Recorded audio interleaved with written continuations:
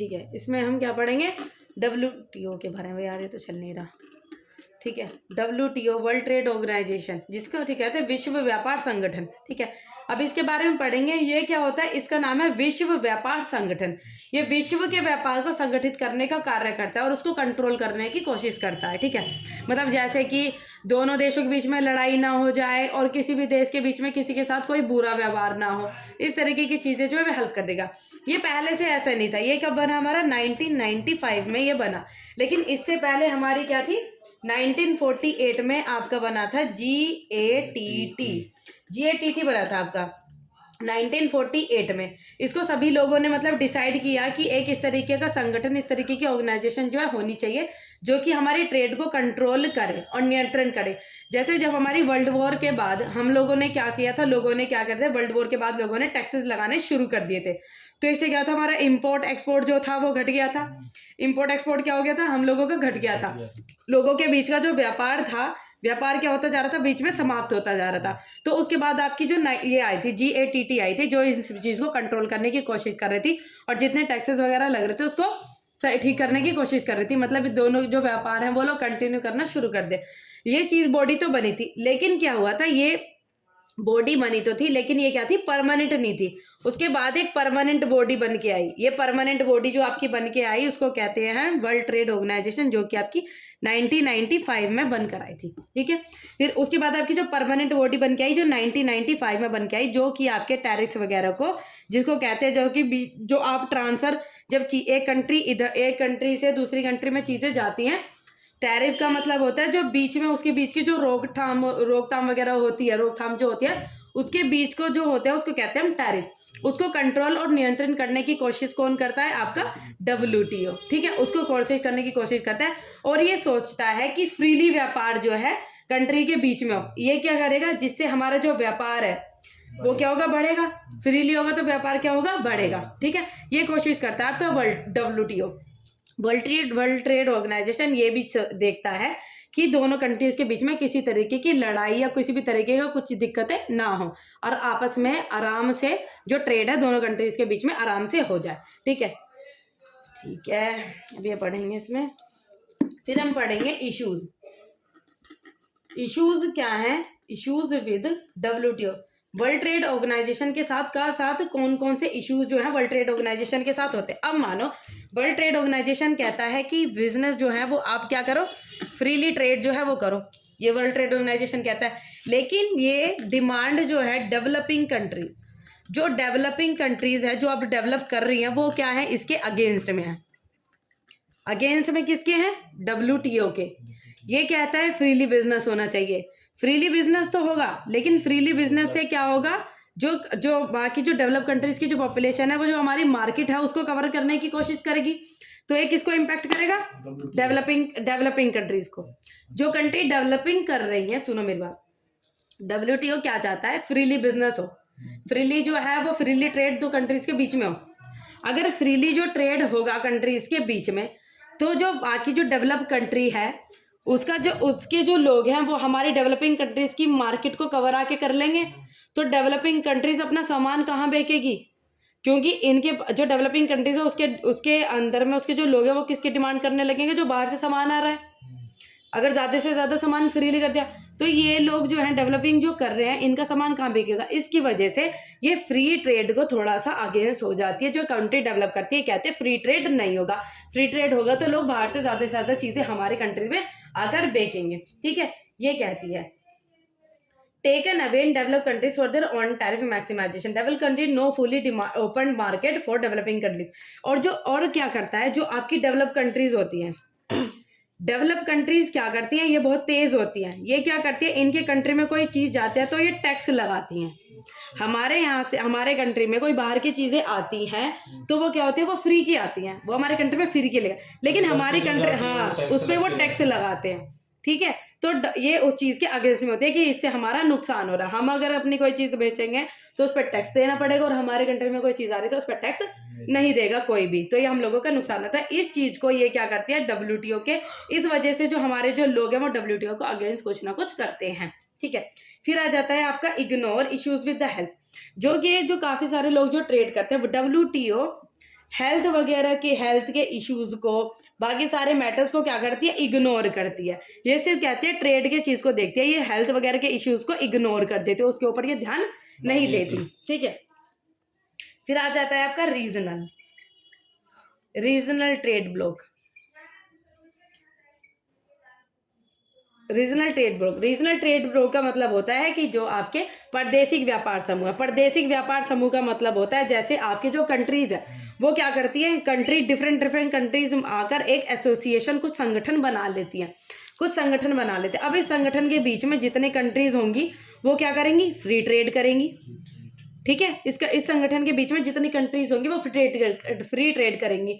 ये संगठन किसी वजह से, भौगोलिक की वजह से बनाया जाता है, जैसे किसी इस कंट्रीज में तेल ज़्यादा है, किसी कंट्री में कुछ है, तो ये आपस में अपनी नीड को पूरा कर देती है कि भैया हमें ऑयल की ज़रूरत है तो हम इससे मंगा लेंगे, और किसी चीज़ की ज़रूरत है, कोयला, तो इससे मंगा लें। तो ये कंट्री क्या करती है, फ्री ट्रेड। तो रीजनल ट्रेड ब्लॉक है जिसको कहते हैं प्रादेशिक व्यापार समूह, ये करता है आपके फ्री ट्रेड को बढ़ाने की कोशिश करता है। ये सोचता है कि कंट्रीज के बीच में जो आपस के लोग हैं उसके बीच में फ्री ट्रेड हो ज़्यादा से ज़्यादा, और इसके बीच में कम से कम 120 कम से कम इस प्रकार के समूह बनाए गए हैं जो कि हमारे 50% जो है प्रतिशत व्यापार को बढ़ाता है, 50% व्यापार को क्या है, ये इंक्रीज करता है। ठीक है, रोक दी।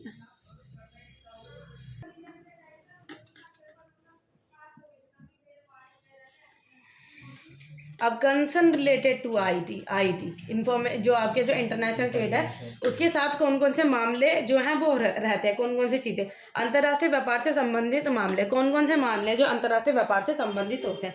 सबसे पहले जो अंतर्राष्ट्रीय व्यापार है वो हमारा फायदा भी करता है और नुकसान भी करता है।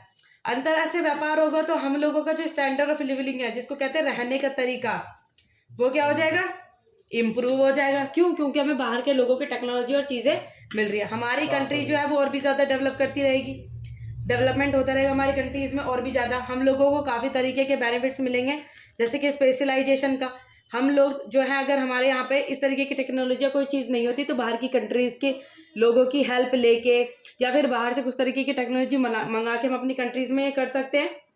ठीक है, और ये क्या करता है, हमारी कंट्रीज़ के प्रोडक्शन को इंक्रीज करता है, मतलब कि यह उत्पादन को बढ़ाता है। अगर हम ट्रेड नहीं करेंगे, अगर हमारा जो व्यापार है इंटरनेशनल ट्रेड नहीं होगा, व्यापार नहीं होगा, तो लोग ज़्यादा से ज़्यादा, जैसे कि अगर बाहर की कंट्रीज किसी तरीके की डिमांड ज़्यादा कर रही है तो उस तरीके की लोग, मतलब उस तरीके की चीज़ें हमारे कंट्री में ज़्यादा बनाई जाएगी, मतलब प्रोडक्शन ज़्यादा होगा तो एम्प्लॉयमेंट, रोजगार ज़्यादा होगा। तो ये है फ़ायदे कि कैसे ये फ़ायदा करते हैं, नुकसान भी करती है। जो डेवलपिंग कंट्रीज़ है उसको क्या करती है, ये नुकसान पहुंचाती है, क्योंकि उसके मार्केट को डेवलप कंट्रीज आपको कवर कर लेती है, डेवलप कंट्रीज उनके मार्केट को कवर कर लेते हैं तो उसको नुकसान पहुंचाती है। एक्सप्लॉइटेशन करती है, ठीक है, एक्सप्लॉइटेशन करती है। जो लोकल ट्रेड होता है, जो छोटे मोटे लोग होते हैं उनके मार्केट को, ये है एक्सप्लॉइट मतलब जैसे कि उनको नुकसान पहुंचाना। ठीक है, उस तरीके की। फिर क्या करती है, ये आपका इग्नोर करती है सस्टेनेबल डेवलपमेंट, जिसको कहते हैं सतत पोषणीय विकास, सस्टेनेबल डेवलपमेंट, उसको ये इग्नोर करती है। सस्टेनेबल डेवलपमेंट का मतलब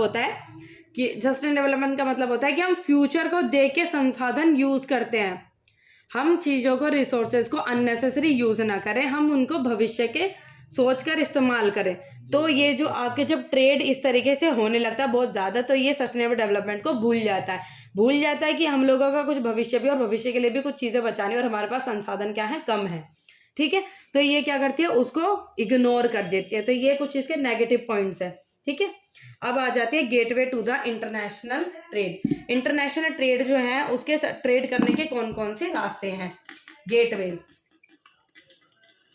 इंटरनेशनल ट्रेड के कौन कौन से रास्ते हैं। सबसे पहला आ जाता है, मतलब कौन कौन से चीपेस्ट ट्रांसपोर्ट है। सबसे पहला चीपेस्ट ट्रांसपोर्ट का मतलब होता है कि जो सबसे कम दाम में हम लोग ट्रांसपोर्ट कर सकते हैं, वाटरवेज के थ्रू, पानी के थ्रू हम सस्ते में भी कर सकते हैं और ज़्यादा सामान भी भेज सकते हैं, बड़ी बड़ी शिप्स के माध्यम से। ठीक है, उसको हम क्या कहते हैं, पहला पॉइंट आ जाता है पोर्ट, मतलब पानी के माध्यम से हमारी कोई चीज़ें भेजी जा रही हैं। प्ले मेजर रोल, काफ़ी ज़्यादा जो है एक बहुत बड़ा रोल प्ले जो करता है आपका पोर्ट करते हैं, बहुत मेजर रोल प्ले करता है आपका ट्रांसपोर्टेशन में पोर्ट, पानी के माध्यम से, क्योंकि पानी का माध्यम जो होता है एक तो छोटा रास्ता कवर करता है पानी के द्वारा, सस्ता भी पड़ता है, बल्क में सामान आप पहुंचा सकते हो, बीच में रास्ते में कोई दिक्कतें भी नहीं आएगी, जैसे जाम वगैरह लग जाना, इस तरीके की कोई दिक्कतें भी आपको नहीं आएंगी, पानी के थ्रू होगा। ठीक है, फिर आते हैं आपके टाइप्स। कितने तरीके के होते हैं जो आपके पोर्ट हैं, वो कितने तरीके के होते हैं, अलग अलग होते हैं according to cargo handle. Cargo handle मतलब निपटाए जाने के आधार पर आपके कितने तरीके के होते हैं। निपटाने के आधार पर ये 3 तरीके के होते हैं, जिसको कहते हैं इंडस्ट्रियल पोर्ट। इंडस्ट्रियल पोर्ट जो मैंने बताया था, औद्योगिक वाला। ठीक है, फिर आ जाता है आपका कमर्शियल, वाणिज्य कहते हैं इसको। फिर आ जाता है आपका कॉम्प्रिहेंसिव। इंडस्ट्रियल पोर्ट उस चीज़ के मामले में रिलेटेड वो करता है, डिस्कस करता है बल्क में मतलब थोक में व्यापार करना, थोक में कोई चीज़ होती है उसमें।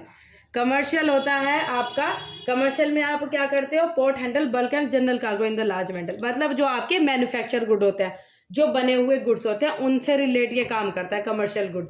ठीक है, बने हुए मैन्युफैक्चर गुड। फिर आता है आपका कॉम्प्रिहेंसिव में आपका बल्क भी होगा थोक में और लार्ज क्वांटिटी में होगा। ठीक है, बल्क में होगा general cargo in the large volume और बहुत ज़्यादा लार्ज वॉल्यूम में होगा, ये आता है आपका कॉम्प्रिहेंसिव में। अकॉर्डिंग टू लोकेशन के हिसाब से, जिसको कहते हैं अवस्थिति के आधार पर पतनों के प्रकार। अवस्थिति के आधार पर आपके पतनों के प्रकार 2 होते हैं, एक तो होता है इनलैंड जिसको कहते हैं अंतर्देशीय, और एक होता है आउटलैंड जिसको कहते हैं बाहर देशीय। इनलैंड पोर्ट जो होता है ये क्या होता है आपका, far away from the sea port. जो सी पोर्ट होता है उससे काफ़ी दूर होता है, जैसे आपका ओरिजिनल सी पोर्ट होगा, ठीक है, उससे काफ़ी दूर होता है आपका इनलैंड पोर्ट। ठीक है, जैसे कनेक्ट होता है, और ये आपके किस चीज़ के द्वारा कनेक्ट किए जाते हैं, रिवर्स के थ्रू, कैनाल्स के थ्रू, उससे कनेक्ट रहते हैं।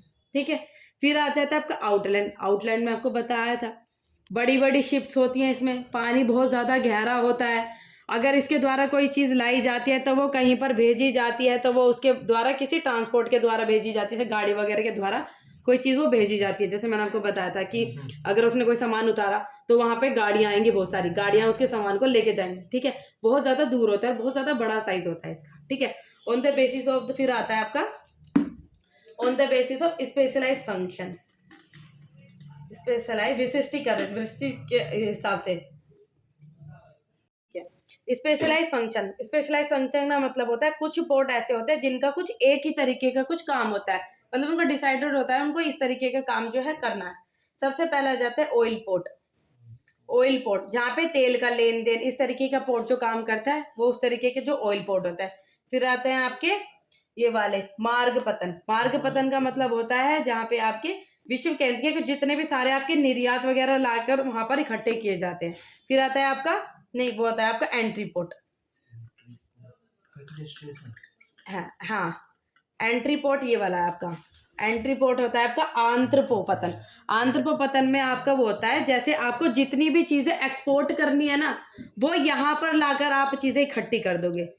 जितनी चीज़ें आपको एक्सपोर्ट करनी है वहाँ पर लाकर सारी इकट्ठी कर दोगे। ठीक है, यहाँ पर लाकर सारी इकट्ठी कर दो, फिर यहाँ से आपके शिप्स के माध्यम से वो एक्सपोर्ट होंगी, वो होता है आपका एंट्री पोर्ट। ठीक है, आता है। फिर आता है आपका पैकेट स्टेशन, पैकेट जहाँ पर कोई चीज़ आपके पैक वगैरह जो करके इकट्ठी करके सारी भेजी जाती हैं। फिर आता है आपका नेवल